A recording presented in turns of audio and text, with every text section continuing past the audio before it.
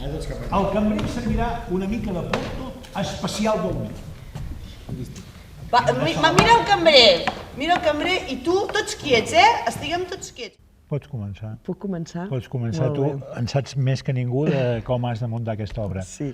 Ja et van fer el repte el dia que et van dir que volien fer una obra de 40 personatges.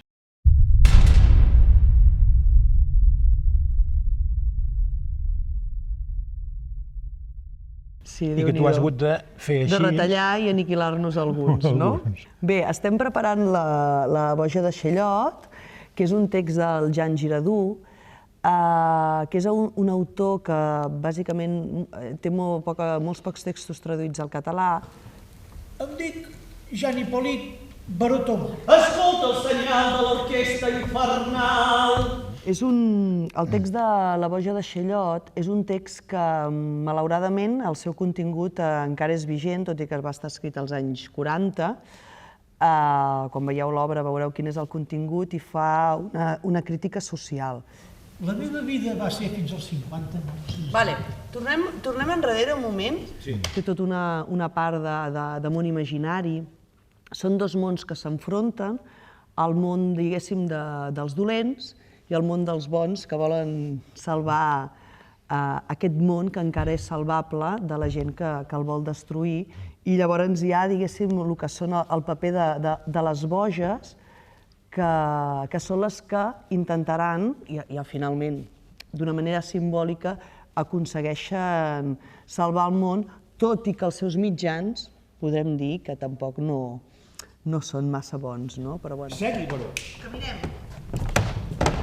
El cambrer ens servirà una mica de porto especial del vi.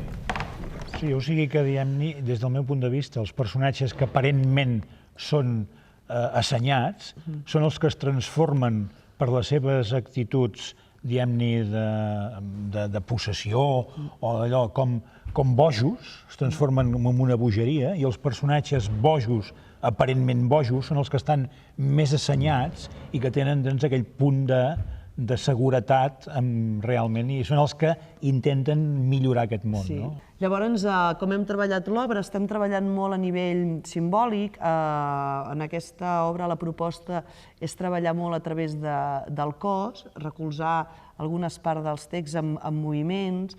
Hem obviat un espai realista, diguéssim, els dos espais que en l'obra hi ha és primer un bar, a la terrassa d'un bar, un cafè de París. Escolta el senyal de l'orquestra infernal. Cambrer, faci fora aquest home.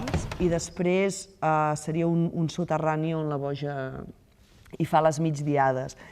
Em dic Jan Hipòlit Baró Tomà. La meva vida fins als 50... Noies. La dansa.